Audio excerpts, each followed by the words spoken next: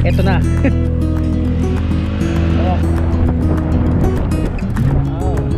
Same feeling. Ayan o.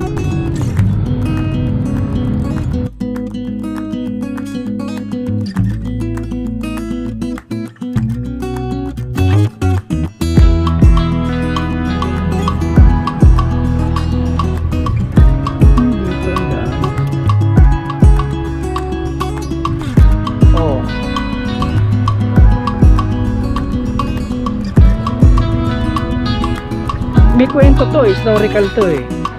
Ito palang lugar na to. Ayan, good morning guys. Welcome back to the channel, ano? Ngayon, pupunta tayo ng Sorsogon City. So, papunta na tayo ngayon doon. In fact, eto na. Sorsogon City. Nandito na ako sa boundary ng Castilla at saka Sorsogon. So itong pagtawid dito, part na ng Sorsogon City. Pero actually from here, mga 20 kilometers pa yung main poblasyon, yung town proper. So papunta tayo ngayon doon. Ko-content tayo.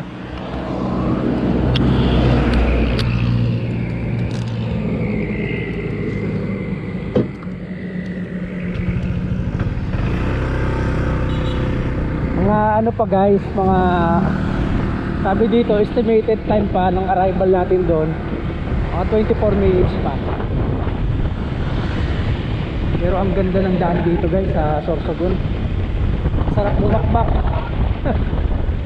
Parang racetrack. Kaya lang ngayon hindi na talaga makinis yung mga asfalto, no?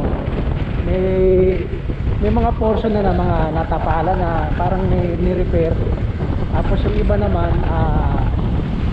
anong tawag nito? Winaydinin, pero ano pa, semento pa rin. So kung ma-asfalto rin yun, mas lalong maganda. So dito, napakasarap kasi magmaneho sa ganitong klaseng smooth na kalsada eh.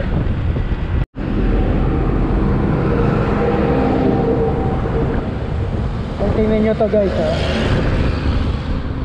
parang ano to eh, ano ba to? Rest area, Pepita Park.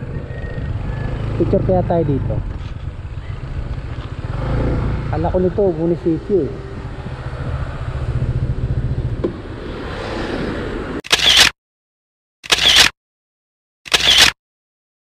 Yan eh, ganda.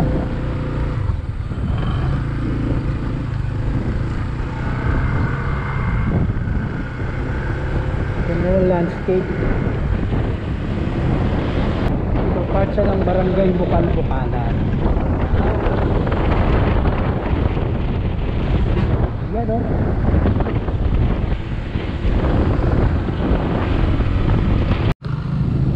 So guys, nandito na tayo. Parang Sorsogon na ito. Sorsogon City na. Bali dito tayo pinadadaan sa coastal area, no?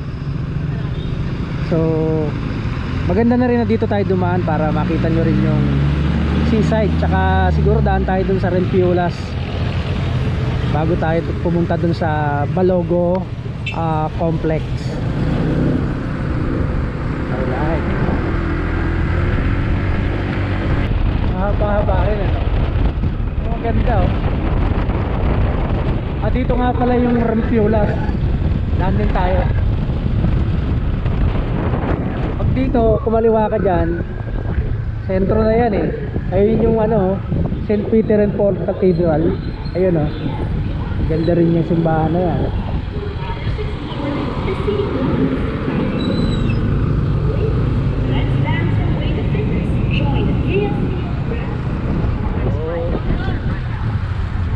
So dito, nung nag-moto-ad, nung sumali ako ng moto-ad, dito ang take off.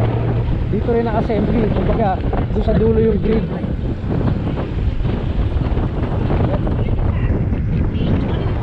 Ang ganda.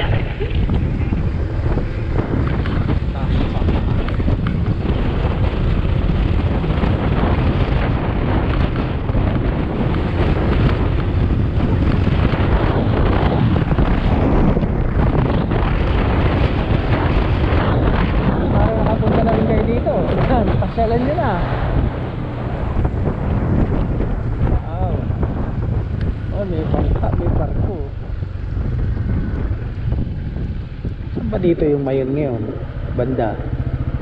Di kita na dito. Baka sa kabila niyan.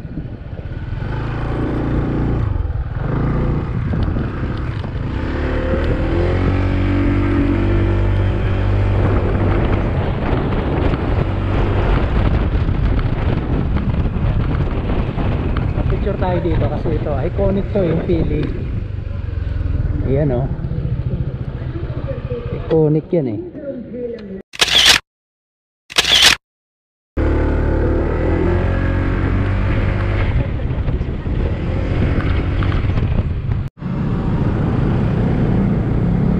Ayun, andito tayo guys sa Balogo Complex.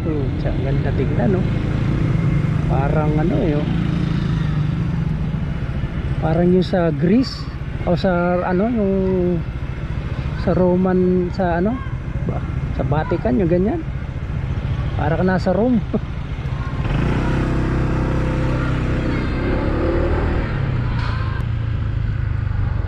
Parang gusto ko magpa-picture dito, ah.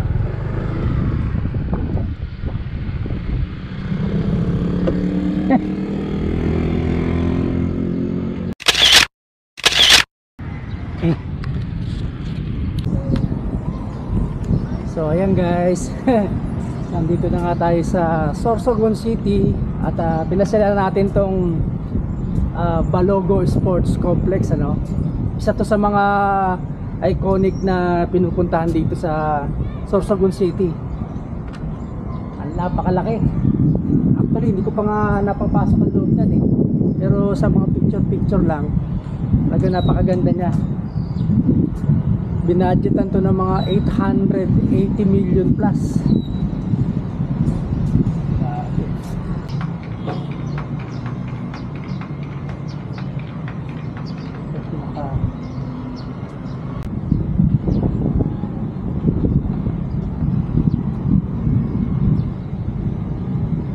So yun, ayun doon sa nakausap natin, ongoing pa siya yung construction, hindi pa talaga siya complete.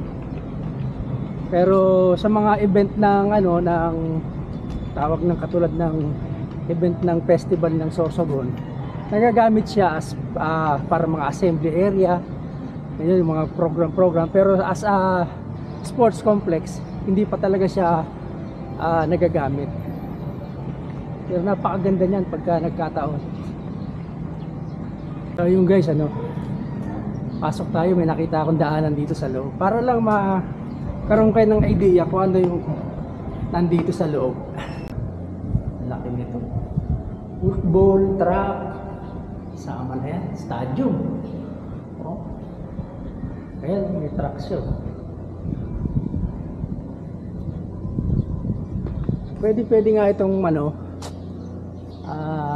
tawag nito, magamit na mga assembly area. Wow! Pwede kaya pataas. So yeah guys, punta naman tayo siguro sa ibang lugar. Basta tayo dito sa Balogo Sports Complex. At ayan yun guys, oh.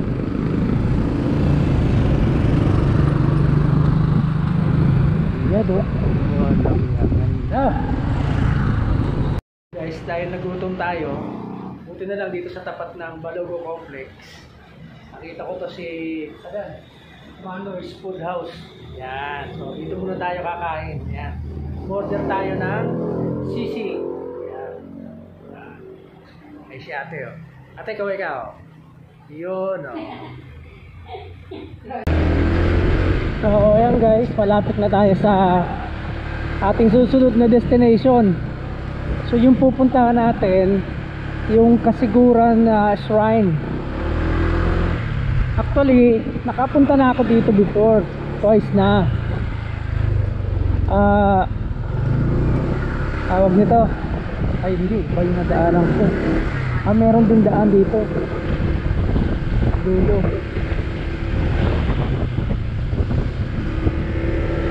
Twice na ako nakarating dito, pero during endurance.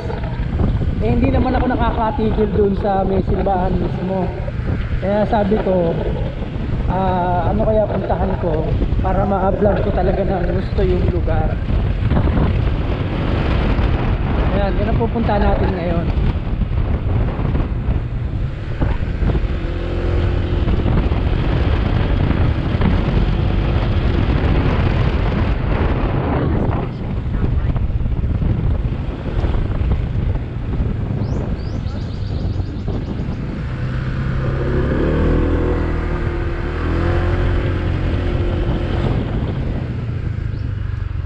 Ito yung likod, oh.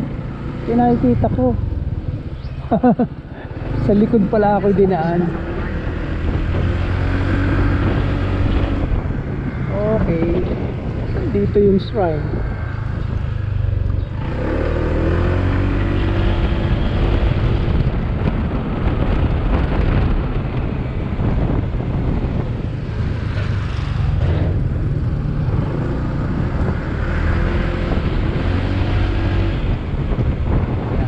Natin kasi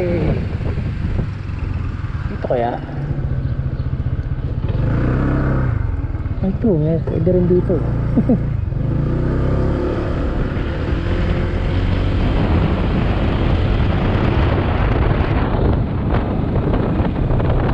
Wala ko nito may simbahan. Ito siya parang statue.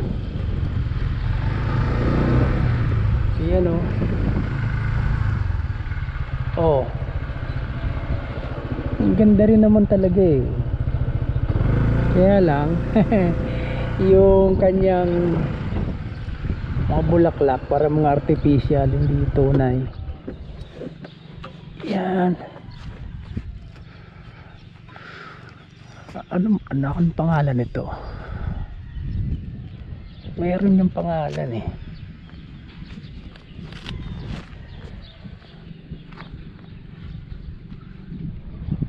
Picture tayo.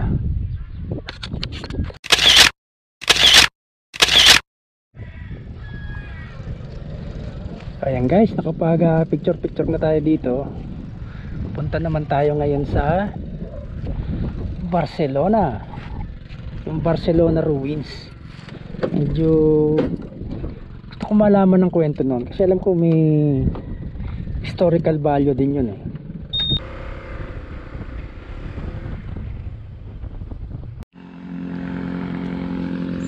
Mm-hmm. 23 kilometers pa. Parang lumayo ata ang daan ko. Tumigil kasi ako.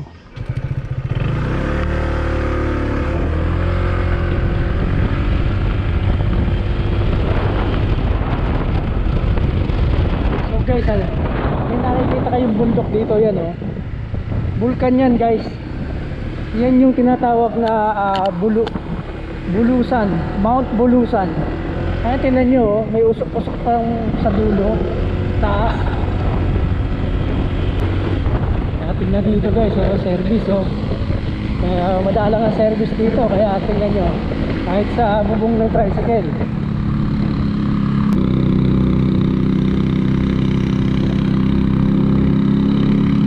Ayan guys, tingnan nyo yung Bulusan oh, yung Mount Bulusan. Ayan oh. May usok-usok pa oh.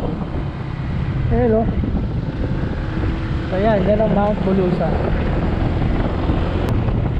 Sentro ba to? Parang sentro eh. Dagat.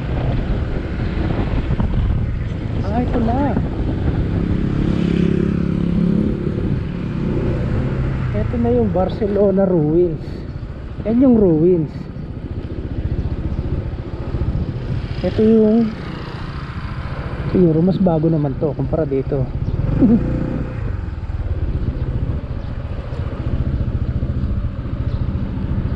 Yan, picture tayo dito. So ayun guys, nandito na tayo. So papasok tayo dito sa Barcelona ruins. Ayan, totoo yung guys, nasa Barcelona tayo pero wala tayo sa Spain. Nasa Sorsogon tayo. Ayan oh, tingnan nyo.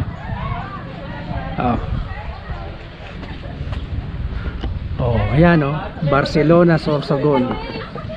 So nagpunta ako rito Kasi na-curious ako na, kasi may kwento to, historical to eh. Ito palang lugar na to. Ito, ganda oh. Sa tabi lang ng dagat oh. So ito palang lugar na to ay dating munisipyo nung panahon ng Kastila. Yan. Tapos, yun oh, kung nakikita nyo yung parang meron pang maliit na ruins din doon. Yun naman ay dating eskwelahan, mga 1941. Yan daw yung ano, yan daw yung eskwelahan ng mga mayayaman noon. Tapos nung na-occupy ng Japanese, ng mga Hapon, yung lugar natin, itong munisipyo na to, ayan, ginawa nila ng tunnel, no? Papunta naman doon sa simbahan. So magmula doon sa altar ng simbahan, alam niyo naman ang Japanese guys eh, 'di ba, sa dito sa Pilipinas kalat ang mga tunnel ng Japanese. Kaya nga maraming mga treasure hunter na naghahanap ng mga ano eh, yung mga tinagong yaman ng mga Hapon, yung mga ginto, no? Yung mga Yamashita treasure na tinatawag. So yan, no? So puntahan naman natin yung tawag nito, yung simbahan. Nakita ko na actually, kaya lang sarado siya, hindi sa ay makakapasok. Kita nyo yung composition ng ano no. Oh, talagang ang kakapal.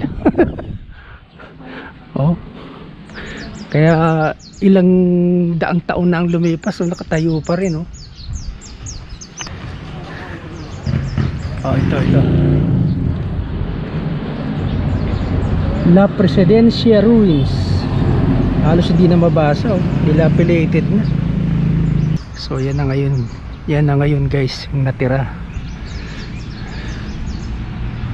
Yan, so ngayon itong spot na to parang ano siya, tourism spot na rin siya. Kasi ito guys oh. Ayan. Hiningil din sila ng mga environmental fee. So yan. Andun yung simbahan sa kabila.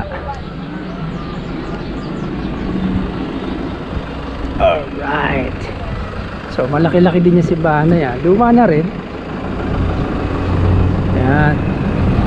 So with this guys, siguro this will conclude na yung ano natin, no? Yung ating biyahe ngayong araw.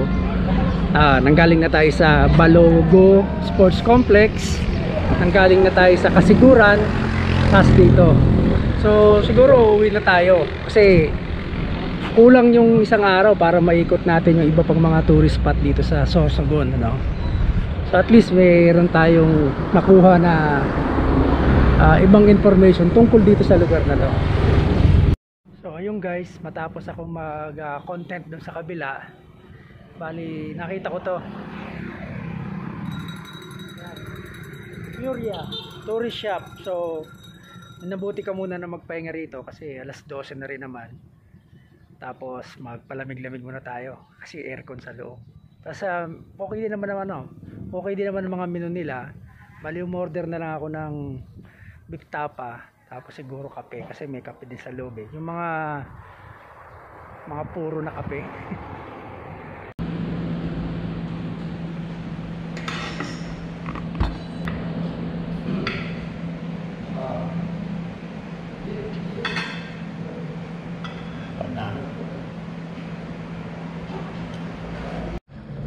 So yung guys, tapos na tayong kumain. So babalik na tayo. Uuwi na tayo ng Ginubatan. Alright. So dito ko na tatapusin ang video. Ito talaga, tapos na. Bye bye.